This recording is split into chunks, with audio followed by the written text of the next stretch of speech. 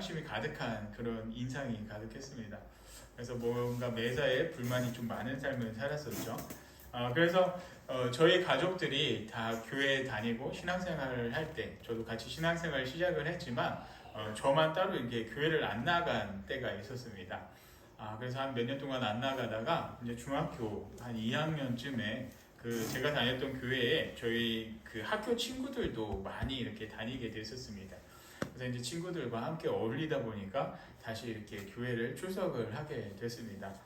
교회를 출석을 하면서 물론 예전에는 그 교회를 계속 나갔다가 몇 년 동안 쉰 거지만 이제 제가 그 중등부에는 첫 예배를 나갔기 때문에 그 앞에 인도하던 선생님이 저를 앞으로 불러서 이제 자기소개하는 시간을 가졌습니다. 근데 그 처음 이 낯선 분위기 속에서 어떤 친구예요? 라고 이렇게 물어보는 거예요, 저한테. 그래서 저는 그때 당시 이제 제가 남고만 나오다 보니까 사람들이 많은 데서 약간 조금 도발적인 행동을 했던 때가 있었는데, 그 질문에 제가 이런 대답을 했습니다. 저는 착한 사람입니다. 라고 한마디만 하고 이렇게 들어왔던 기억이 있습니다. 그 인사를 그렇게 하고 나서 몇 주 동안 저한테 그런 이야기를 했습니다. 야, 착한 사람, 착한 사람. 근데 그 학교 친구와 교회 친구가 또 많이 이어지기 때문에 학교에서도 교회 친구들이 야, 착하네, 착하네 이렇게 저를 부르게 됐었죠. 물론 제가 뭐 엄청 성품이 착하고 고와서 그렇다기보다는 그 자기소개를 그렇게 하다 보니까 사람들이 그렇게 불렀습니다. 뭐 교회에서 소문이 다 나가지고 저희 형은 고등부에서 활동을 하고 있었는데 고등부에까지 소문이 나서 고등부에서도 저한테 착한 사람이라고 이렇게 이야기를 했었던 그런 기억이 있습니다. 이런 소리를 듣고 착하다라는 소리를 듣고 이렇게 살면서 착하다라는 게 무슨 뜻을 갖고 있나라고 이렇게 고민을 했던 때가 있습니다. 근데 왜 제가 이렇게 착하다라는 말을 이야기를 하고 있냐면 바로 이 앞서 나온 바나바에 대해서 설명한 것이 뒤에 이제 다시 한번 정리해서 바나바에 대해서 이야기를 하는데 바나바는 착한 사람이다 라고 이렇게 말씀을 하고 있습니다. 나중에 또 그때 보면은 또 말씀을 나누겠습니다. 근데 착하다라고 하는 것은 우리가 착하다라는 사람을 볼 때 한번 이렇게 생각을 해다 보면은 자기 주관을 이렇게 주장하지 않고 자신의 의견을 내놓지 않고 휘둘려가는 사람을 보통 착하다라고 이렇게 이야기를 할 때가 많이 있습니다. 그런데 착하다라는 것의 본래 의미는 선한 마음을 갖고 행동을 하는 사람을 착하다라고 하죠.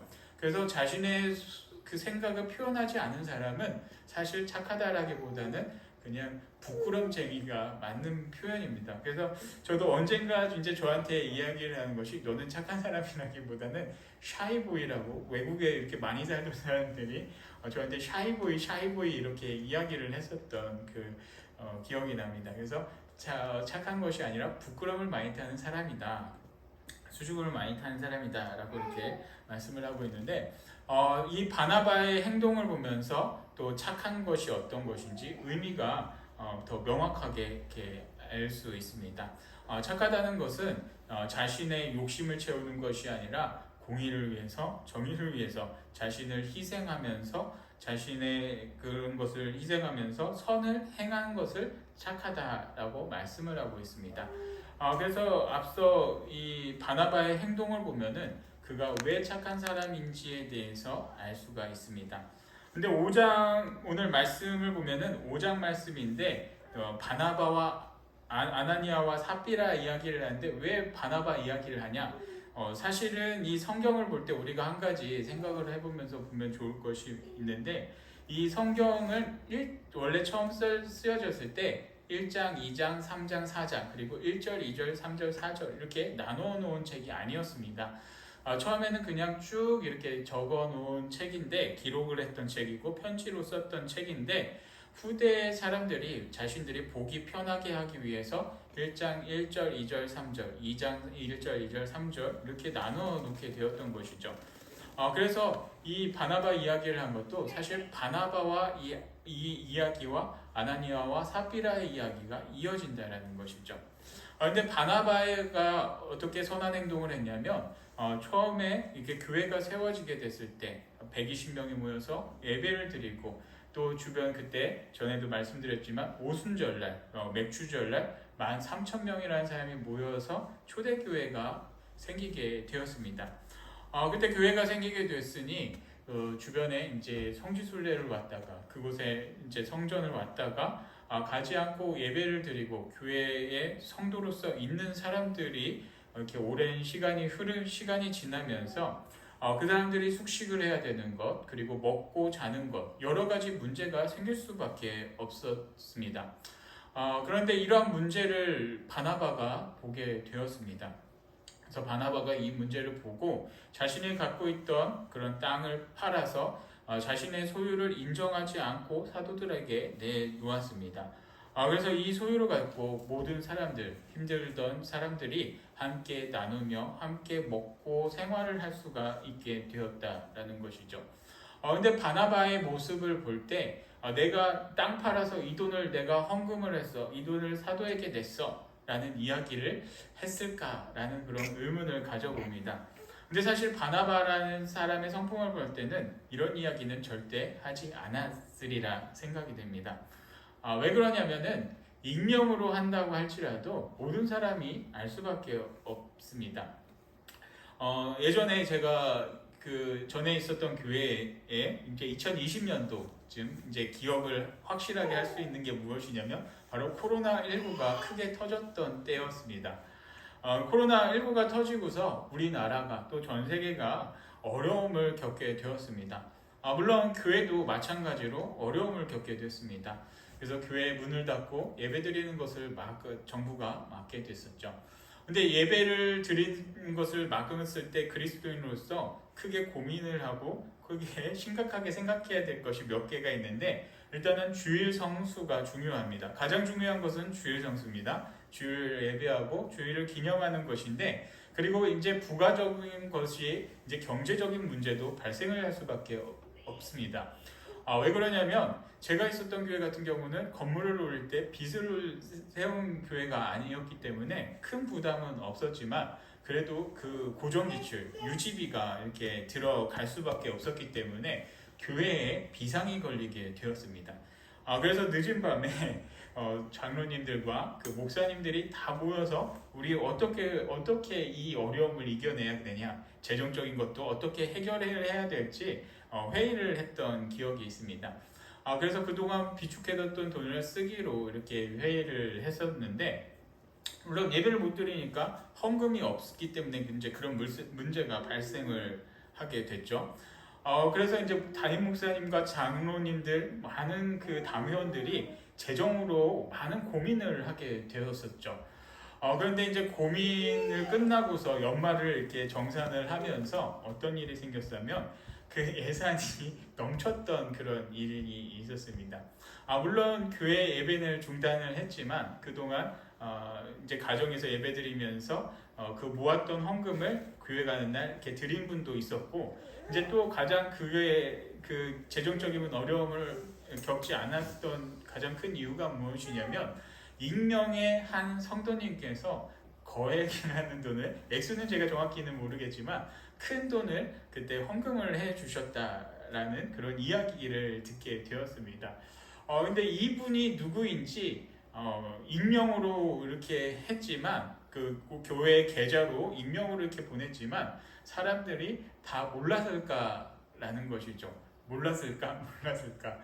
근데 이제 제가 있었던 교회만 하더라도 그런 큰 돈이 들어오면은 사무원 집사님께서 은행에다 전화를 하셨어요. 은행에다 전화를 하셔서 누가 이게 이체를 했는지 한번 확인을 꼭 하셨던 그런 상황이었습니다. 그러다 보니 이 그 큰 돈을 누가 헌금을 했고 얼마를 헌금을 했는지 사람들이 공식적으로 이야기는 하지는 않았지만 다 알게 되었다는 것이죠. 왜 알게 됐냐? 교회나 뭐나 다 어려운데 교회 재정이 어떻게 돌아가느냐, 관심 있는 사람들이 계속해서 물어보다 보면은 이제 하는 얘기가 있죠. 너만 알고 있어. 익명의 한 사람이 이렇게 헌금을 했어. 그 사람이 누구야? 너만 알고 있어. 누구누구 집사님이야. 라는 얘기를 그 분에게 한 분 한 분씩만 하게 되었다라는 것이죠. 물론 저도 공식적이지는 않지만 그분이 어떤 집사님인지는 저도 알고 있었습니다. 근데 여기 이 바나바도 그처럼 자신이 공식적으로 이렇게 내놓지는 않았지만 교회의 재정 그리고 이 어려운 살림을 보면서 이 갑자기 먹을 게 생기고 또 이렇게 유지가 되는 것을 보면서 궁금해할 수밖에 없다라는 것이죠. 그래서 분명히 다른 사람들이 물어봤을 것이고 또 누가 이렇게 우리 교회에 또 우리가 이렇게 지낼 수 있는데 이렇게 도움을 줬는지 모두가 다 알 수밖에 없는 그러한 상황이 되었습니다. 그러다 보니 바나바라는 사람은 어떤 사람이냐면 정말 칭찬을 받는 사람이고 또 바나바 원래 이름은 요셉이라고 말씀드렸죠. 이 요셉이 자신의 이름보다는 바나바라는 위로의 아들, 바나바를 통해서 위로를 받고 힘을 얻었다라는 그런 그 바나바라는 그런 별명으로서 듣게 되었습니다. 그러다 보니 이 소리를 듣고서 또 분명히 모든 사람이 저 사람 참 대단한 사람이야. 나도 저 사람처럼 되고 싶어서 이런 생각을 할 수도 있는 충분한 상황이었다라는 것이죠. 그래서 이렇게 바나바가 세워지는 소문을 듣다 보니 아나니아와 삽비라라는 사람도 이 소식을 접해 듣게 되었습니다. 이 아나니아와 삽비라도 이 소식을 접해 듣고 어떤 생각을 하게 됐냐면 우리도 재산을 팔아서 우리의 땅과 우리의 소유를 팔아서 헌금을 하면 우리도 바나바처럼 이렇게 사람들의 칭찬을 받고 바나바처럼 존경을 받을 수 있는 그런 사람들이 되지 않을까라는 그런 고민을 하게 되었습니다. 그리고서 이제 이 두 부부가 아나니아와 삽비라는 부부인데 서로 분명히 이야기를 하게 되었다는 것이죠. 혹시 집에서 하루 있었던 일을 아내에게 혹시 남편에게 하루의 삶에서 되돌아보면서 이야기하지 않는 그런 가정이 있으신가요? 모르겠죠. 저도 이렇게 확실하게 그렇게 할 수는 없지만 다 잠자리 들기 전에 오늘 있었던 일들 그래도 어느 정도 이야기를 하지 않나요? 왜 표정들이 다 안 보시던 성경책만 보세요. 다 이야기를 하잖아요. 안 하나요? 결혼을 안 하셨으니까 모르시겠지만 부부끼리는 그래도 많은 이야기를 하게 됩니다. 그러다 보니 이 아나니아와 삽비라가 부부이기 때문에 자신의 소유를 파는데 동의가 있어야죠. 그래서 분명히 두 사람은 이야기를 했을 수밖에 없습니다. 내가 팔 건데 이야기 안 하고 파는 사람이 세상에 누가 있겠습니까? 어느 날 이야기하지도 않고 이렇게 팔게 되면 내가 어느 날 집에 갔다 오는데 내 집이 다른 사람이 살고 있으면 정말 난감한 일이죠. 그래서 아나니아와 삽비라도 분명히 둘이서 이야기를 하고 이 소유를 팔아서 헌금을 하겠다라고 계획을 둘이 짰다라는 것이죠. 근데 그들의 속셈에는 바로 칭찬을 받고 사람들에게 존중을 받고 싶은 그런 마음이 있었습니다. 그래서 그들은 소유를 팔아서 사람들한테 이야기를 합니다. 나 이렇게 팔아서 내가 이 가진 거를 다 헌금하고 다 이 3,000명 이 사람들이 못 먹고 힘든 사람들을 위해서 함께 나눠줄 거야 라고 이렇게 선포를 하게 되죠. 그래서 다 이야기를 하고 땅을 팔았습니다.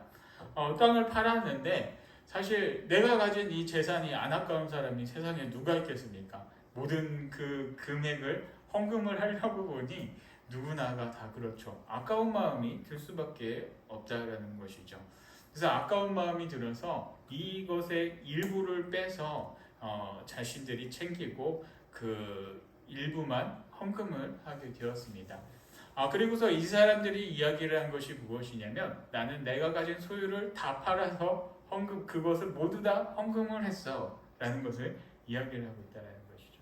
근데 그것이 잘못된 것입니다. 성경에서는 분명히 기록을 하고 있는 것이 무엇이냐면 하나님께서 많은 재산을 팔아서 헌금을 해라, 얼마를 헌금을 해라 이렇게 기록을 하지 않았다라는 것이죠.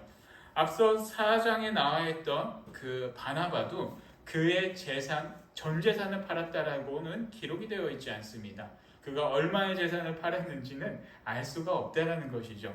단지 중요한 것은 무엇이냐면 그가 없는 사람들, 불쌍한 사람들, 3천 명의 성도들, 먹고 살기 힘든 3천 명의 성도들에게 사랑하는 마음이 있어, 연민이 있어 그들에게 자기 재산을 나눠주었다라는 것이 중요한 것이지, 그가 전 재산을 팔았는지 그의 일부를 팔았는지는 성경에 기록을 하지도 않고 그것은 중요하지 않았다라는 사실입니다.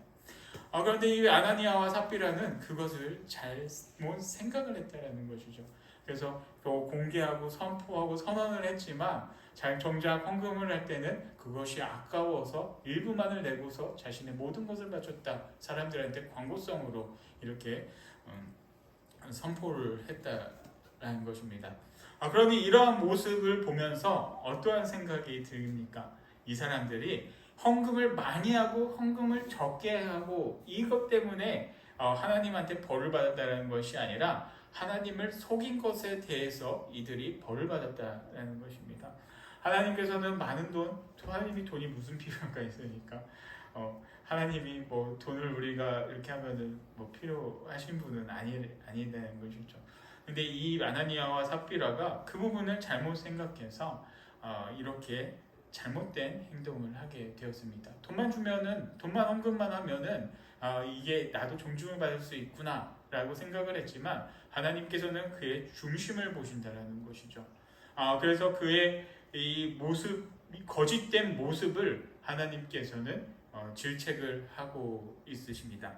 근데 우리가 한 가지 생각을 해봐야 될 것이 무엇이냐면 바로 하나님께서는 잘못된 사람들, 그리고 하나님의 사랑하는 자녀들이 잘못했을 때 그 잘못으로 인해서 바로바로 처벌을 하시는 분이 아니시다라는 것입니다.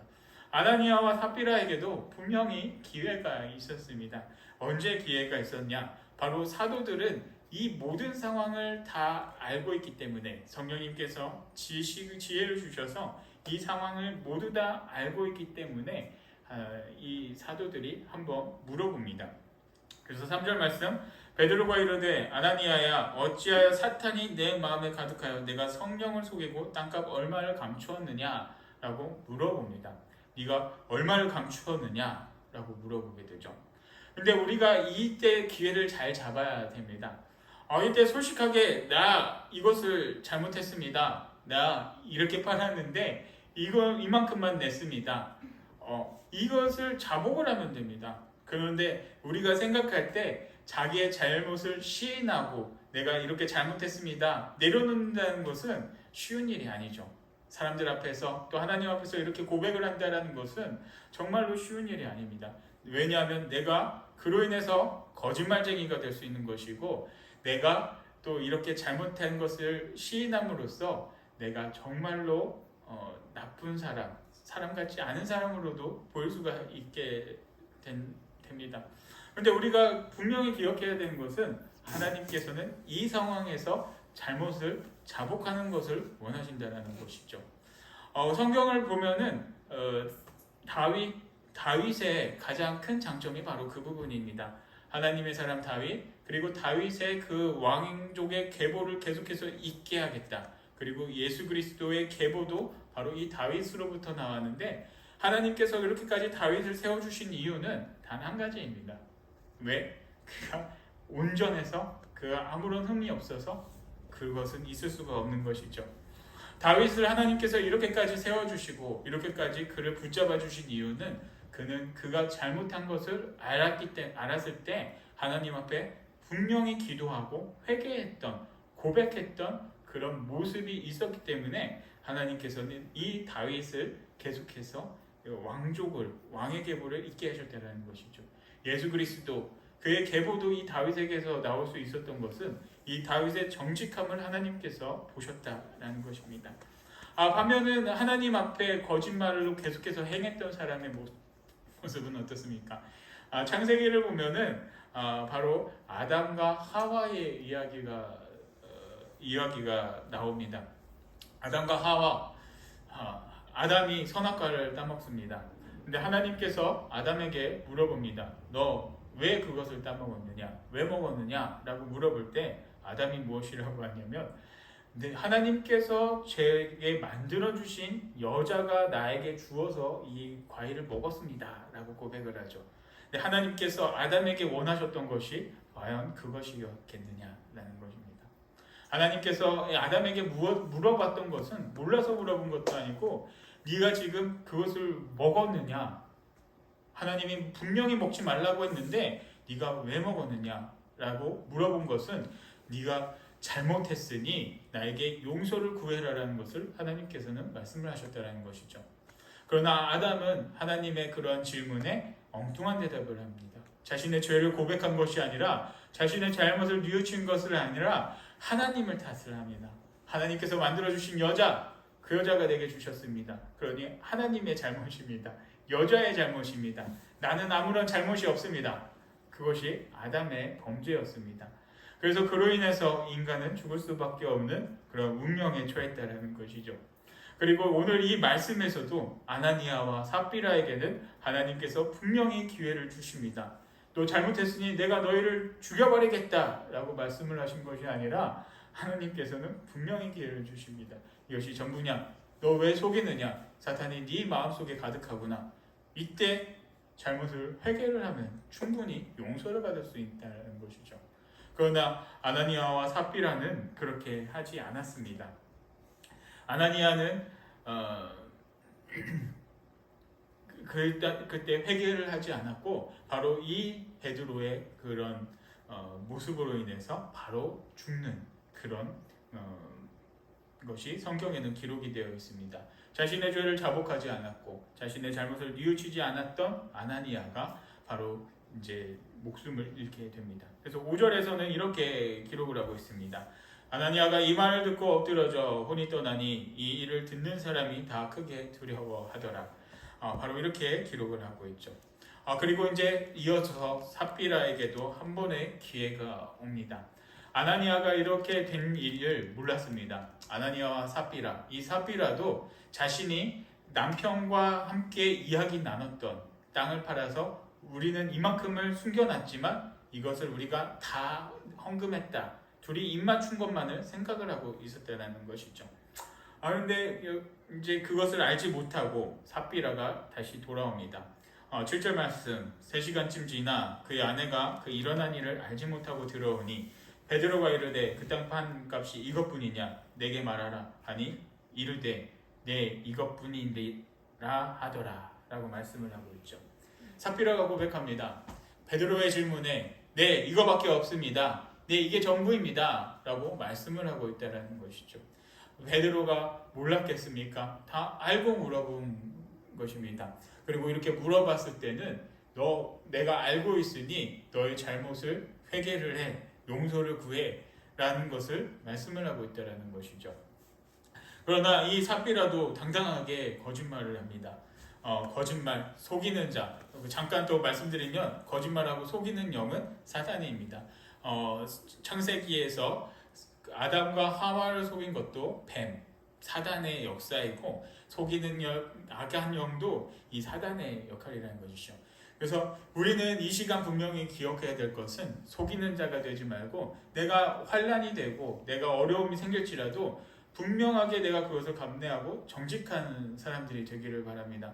정직한 자가 되어서 정말 내가 조금 피해를 보고 내가 조금 어려움이 생겼더라도 당당히 맞서서 기도하면서 하나님께서 주시는 힘과 능력으로 이겨낼 수 있는 그런 믿음이 여러분들에게 있기를 바랍니다. 근데 그 기회를 놓친 이 삽비라가 어떻게 됩니까? 하나님께서 기회를 줬지만 이 기회를 놓친 이 삽비라가 또 당당하게 거짓말을 한 그 결과로 인해서 이 삽비라도 죽음을 맞이하게 됩니다. 9절 말씀, 베드로가 이르되 너희가 어찌함께 꾀하여 주의 영을 시험하려 하느냐? 보라, 내 남편을 장사하고 오는 사람들의 발이 문 앞에 이르렀으니 또 너를 메어 내 가리라 하니. 10절, 곧 그가 베드로의 발 앞에 엎드려져 혼이 떠나는지라 젊은 사람들이 들어와 죽은 것을 보고 메어다가 그의 남편 곁에 장사하니 라고 말씀을 기록하고 있죠. 분명히 기회를 주셨지만 그 기회를 자신의 두려움 때문에, 사람들 앞에 거짓말쟁이가 되는 두려움 때문에 하나님을 속이는, 눈에 보이지 않는 하나님을 속임으로써 그 결과는 참담한 결과를 얻게 되었습니다. 이 시간 여러분들에게 말씀드리고 싶은 것은 헌금을 많이 하고 적게 하고 이 문제에 대해서 성경에서 말하는 것이 아닙니다. 하나님을 속이는 자가 되지 말라는 것을 말하고 있습니다. 하나님을 속이지 말고 정말 자신에게 정직하고 또 이웃에게도 정직하고 또 하나님 앞에서도 정말 진실되고 정직한 모습으로 살아가는 우리 신촌교회 성도님들이 되기를 바랍니다. 그렇게 살아갈 때 하나님께서는 우리의 중심을 보시고 우리에게 정말 선하고 고든 그런 여러 가지 또 환경을 통해서 우리에게 더욱더 큰 은혜를 더하여 주십니다.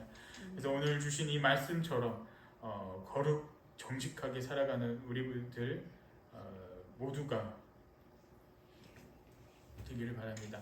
이 신앙에는 정말로 큰 용기가 필요합니다. 내가 갖고 있는 이 두려움들, 더 큰 두려움, 바로 하나님 앞에 선 이 두려움이 우리에게 항상 있기를 바랍니다.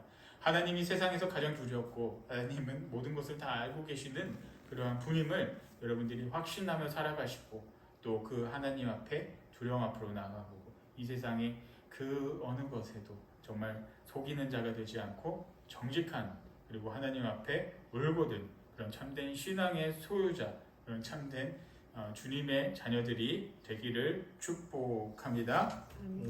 아버지 하나님 감사드립니다. 저희를 주님의 자녀로 삼아주시고 또 주님의 말씀대로 하루하루 살아갈 수 있도록 인도해 주심에 감사드립니다.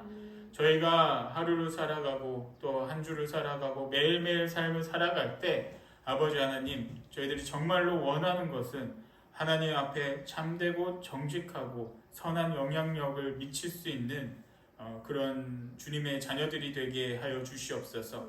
그래서 이 세상을 속이고 하나님을 속이는 것이 아니라 저희에게 환난과 어려움이 있을지라도 정말 그 무엇 앞에서도 당당하고 정직할 수 있는 용기를 저희에게 주시옵소서. 그래서 그 마음으로 항상 정직하고 거짓 없이 정말 흠 없이 살아갈 수 있는 주님의 자녀들이 되게 해주시고 때로는 저희들이 잘못된 길로 나아가서 거짓된 영에 속아서 거짓된 행동을 하게 될 때가 있습니다. 그러나 그때마다 아버지 하나님의 앞에 자복하고 회개하며 나아갈 수 있는 참된 주님의 자녀들이 될 수 있도록 아버지 하나님 함께하여 주시옵소서. 모든 것 감사드리오며 예수 그리스도의 이름으로 기도드리옵나이다. 아멘.